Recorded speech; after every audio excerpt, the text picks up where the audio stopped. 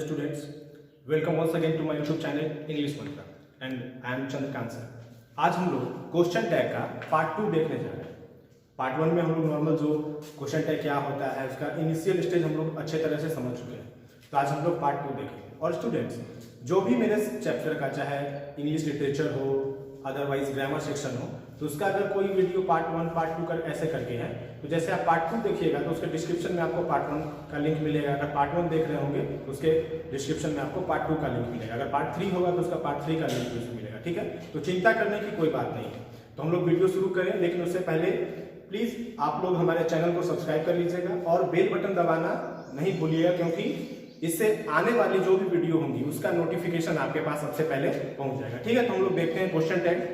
हम लोग पहले वीडियो में 5 रूल तक 5 रूल देख चुके थे। आगे हम लोग देख रहे हैं 6।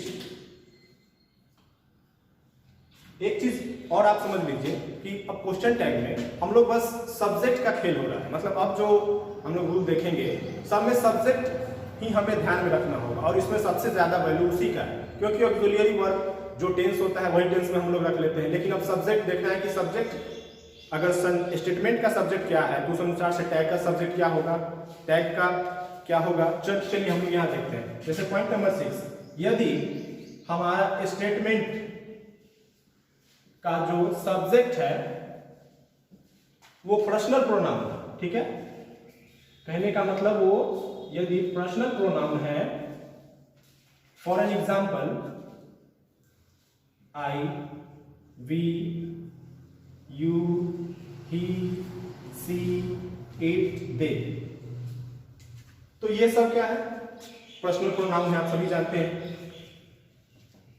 तो जब स्टेटमेंट का सब्जेक्ट कोई पर्सनल प्रोनाउन है, ठीक है, तो जब हम लोग इसका टैग बनाएंगे तो टैग में भी बनाने का जो रूल बताया गया है, क्या बताया गया, ऑक्सिलियरी वर्ब फिर सब्जेक्ट, ठीक है, फिर प्लस क्वेश्चन मार्क। तो जब पर्सनल प्रोनाउन होगा तो उसका टैग क्या होगा, बिल्कुल यही रहेगा। अगर आई है तो आई हो जाएगा, वी रहेगा तो वी हो जाएगा, यू रहेगा तो यू ही होगा। मतलब जो यहाँ पे है ही रहेगा तो ही होगा, सी का सी, इट का इट और दे का दे।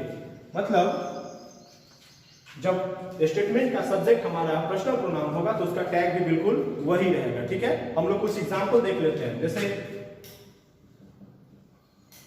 It is very cold. It, इसका क्या हो जाएगा, isn't it। आ रहा है बात समझ में, isn't it। आगे का हम लोग एक और एग्जाम्पल देख लेते हैं।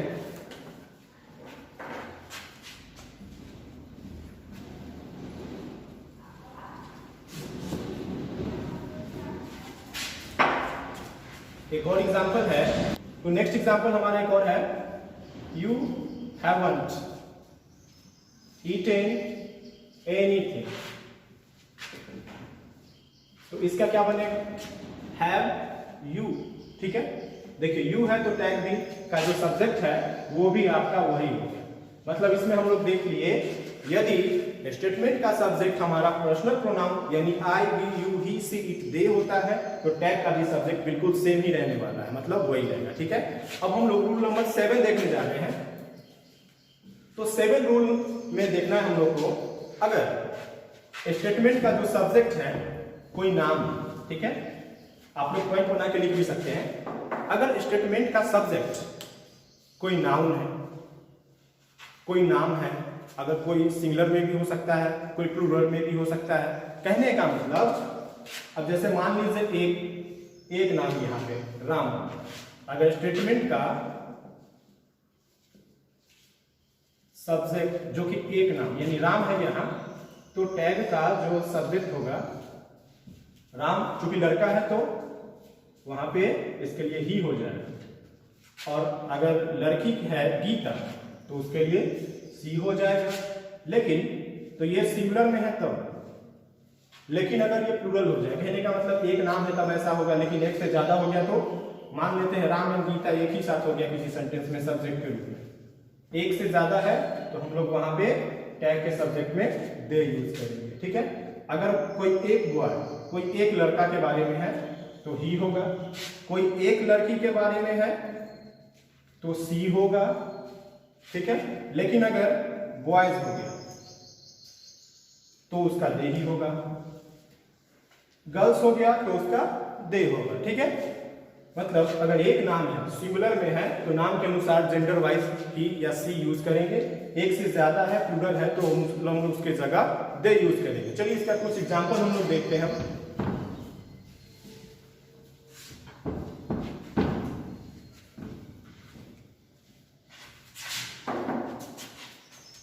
जैसे Geeta is playing cricket, Geeta cricket खेल रही है। इजंट गर्ल है, इसके लिए सी, इजंट सी, ठीक है। अब एक से ज्यादा नाम, जैसे एक से ज्यादा मान लीजिए सेंटेंस में आपका बॉयज है, ठीक है। The boys are playing cricket हो गया, एक से ज्यादा है यहाँ पे बॉयज, एक से ज्यादा है तो क्या हो जाएगा, आरंट दे हो जाएगा। मतलब एक से ज्यादा है तो वहां पे हम लोग दे करते हैं। तो आपको ये रूल अच्छे समझ में आया होगा। ये रूल नंबर 7 था। अब हम लोग देखते हैं रूल नंबर 8, और आप लोग बड़े ध्यान से देखिएगा, इसका नोट्स भी बनाइएगा। तो अब रूल नंबर 8 देख रहे हैं। तो ये जो यहाँ पे वर्ड लिखा गया है, ठीक है। तो अगर आपका स्टेटमेंट जो भी है उसका सब्जेक्ट अगर इसमें से आ रहा है, चाहे एवरीवन हो, समवन हो, नोवन हो, नोबडी हो, एवरीबॉडी, नोवन, एनीवन, कुछ ये इसमें से जो भी हो, ठीक है।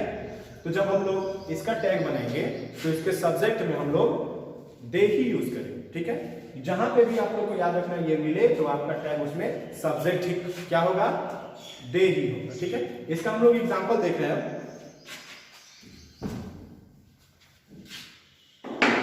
जैसे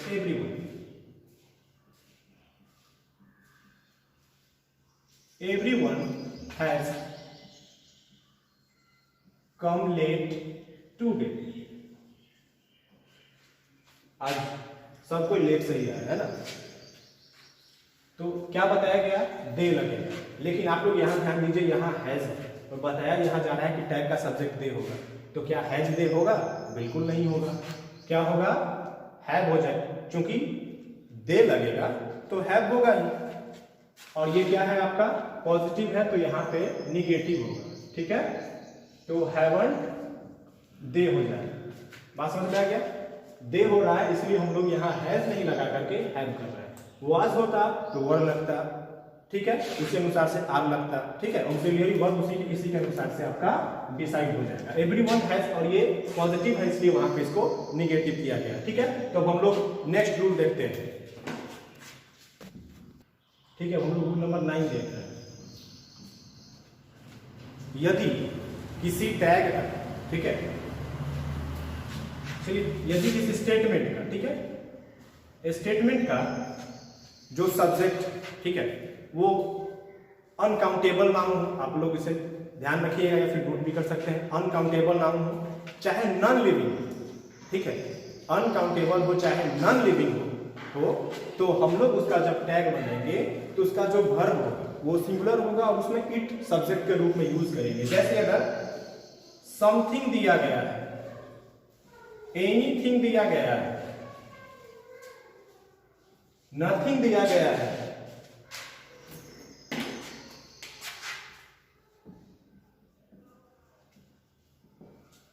समथिंग, एनीथिंग और नथिंग दिया गया है, तो कहने का मतलब ये क्या है हमारा, नॉन लिविंग या फिर अनकाउंटेबल। मतलब जब स्टेटमेंट का सब्जेक्ट समथिंग से शुरू हो, एनीथिंग से हो, नथिंग से हो, जो कि नॉन लिविंग में आते हैं और अनकाउंटेबल श्रेणी में आते हैं, तो जब हम लोग इसका टैग बनाएंगे तो टैग का जो सब्जेक्ट होगा, ठीक है, वो इट होगा और इसका जो वर्ब हम लोग यूज करेंगे वो वर्ब हमारा सिंगुलर होगा, ठीक है। वो वर्ब हमारा क्या होगा, सिंगुलर होगा। एक एग्जांपल देख लेते हैं हम लोग। नथिंग इज इम्पॉसिबल, काफी सुंदर एग्जांपल है। नथिंग इज इम्पॉसिबल मतलब कुछ भी असंभव नहीं है। तो क्या बताया जा रहा है कि टैग सब्जेक्ट के रूप में इट आएगा और वर्ब हमारा क्या आएगा, सिंगुलर आएगा। तो क्या हो जाएगा, इज होगा या इजंट होगा, क्योंकि नथिंग ये तो खुद ही पहले से ही नेगेटिव वर्ड है, ठीक है, तो इसका हो जाएगा इज इट। दूसरा एग्जांपल देखते हैं, समथिंग इज मिसिंग, कुछ तो छूट रहा है, ठीक है, समथिंग इज मिसिंग, इसका क्या हो जाएगा, इजंट इट, ठीक है, इजंट इट। एक और एग्जांपल देख लेते हैं, समथिंग हैज हैपेंड,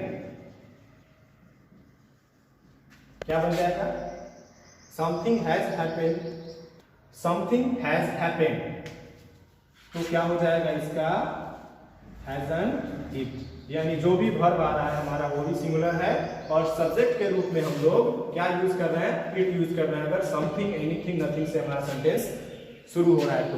अब हम लोग रूल नंबर 10 देख रहे हैं। 10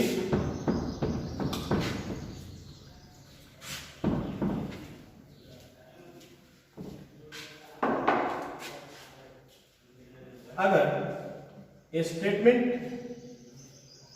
का जो सब्जेक्ट है अगर वो दिस है, दैट है, ठीक है, दीज है, दोज है, ठीक है, अदरवाइज वन है, ठीक है, तो और एक और देयर। स्टेटमेंट का सब्जेक्ट अगर ये है तो टैग का सब्जेक्ट हम लोग देख रहे हैं, मतलब एक चीज आप लोग देख रहे हैं आज के रूल्स में कि हम लोग सब्जेक्ट के बारे में ही सीख रहे हैं कि आखिर स्टेटमेंट का सब्जेक्ट क्या होगा तो टैग का सब्जेक्ट क्या होगा। मतलब क्वेश्चन टैग में आपको यही जानना सबसे ज्यादा जरूरी है क्योंकि इसी में कंफ्यूजन होता है बच्चों को। तो हम लोग को सब्जेक्ट का देख रहे हैं कि सभी आज जो भी खेल चल रहा है सब्जेक्ट का ही चल रहा है। तो दिस दैट होगा तो टैग में क्या होगा, दीज दो, तो दिस दैट होगा तो हम लोग टैग के सब्जेक्ट में इट यूज करेंगे। दीज दोज होगा तो हम लोग दे यूज करेंगे। वन होगा तो वन ही यूज करेंगे और देयर का हम लोग देयर ही यूज करेंगे, ठीक है। कुछ एग्जांपल हम लोग देख लेते हैं, जैसे देयर वॉज अ किंग, तो क्या हो जाएगा, वॉजंट देयर, जैसा रूल में बताया जा रहा है, ठीक है, वॉजंट देयर। एक और एग्जांपल देख लेते हैं, दिस इज माइन, ठीक है, दिस इज माइन, तो दिस रूल के अनुसार क्या लगेगा, इट, ठीक है, तो क्या हो जाएगा, इजंट इट। अब जैसे वन ही, तो वन का example, one can do this work, one can do this work, तो क्या हो जाएगा, कांट, और वन का वन, तो कांट वन हो जाएगा, ठीक है। तो आज के वीडियो में इतना ही, आज की वीडियो में इतना ही हम लोग देखेंगे। तो क्वेश्चन टैग का ये दूसरा पार्ट है और आपका 10 रूल खत्म हो गया है। हो सकता है इसके बाद जो क्वेश्चन टैग का थर्ड वीडियो आए तो उसमें आपका क्वेश्चन टैग पूरे तरीके से खत्म हो जाएगा। तो आप जो भी वीडियो देख रहे हैं उसका अगर किसी कोई दूसरा पार्ट चाहिए तो आप उसके डिस्क्रिप्शन में देख सकते हैं, ठीक है। आपको ये वीडियो अच्छा लगा हो तो वीडियो को लाइक करें, चैनल को सब्सक्राइब करें और हाँ, बेल आइकन दबाना बिल्कुल ना भूलें ताकि हमारे आने वाली वीडियोस आप तक सबसे पहले पहुंचे। Thank you.